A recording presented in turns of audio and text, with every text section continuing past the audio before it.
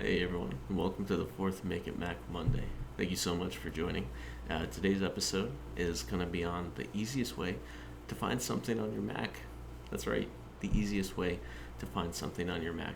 This is something that I personally didn't know about, was not made aware of until about 4 years after having one, and it completely changed the way that I did things on it. Whether, for, just quick things, looking something up, putting a project together, for personal stuff or at work, it was a major time saver. So I guarantee this is something that can save you a lot of time and frustration in finding exactly what you're looking for.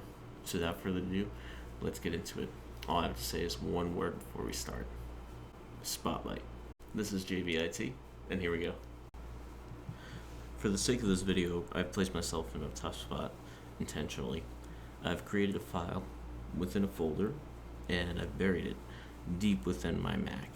Now, I could use the age-old method of have you looked where you last left it, but odds are if you're watching this video, you're in the similar position to me where you have a ton of files on your computer. That's not exactly a good way to look it up. It's kind of like looking for a very specific needle within a large needle stack. It's going to take you forever. So instead, we're going to use this thing called Spotlight. Spotlight. Alright, so how we do this is we hold the command button and tap the space bar. We do them at the same time, so hold command, and while still holding command, tap the space bar. And once you've done that, that'll bring up the Spotlight search. And then you can go ahead and type in what you're looking for. So for me, I'm going to type in JVIT, because I know that belongs to it. So while I don't know exactly where it is, I do know the name of what I'm looking for. So you type that in, you scroll through, and on here within Spotlight, it breaks it down by the type of thing you're looking for. So by folder, documents, and what's pretty neat is, I have a lot of JVIT related things here, but I know that this is the only JVIT document that I have.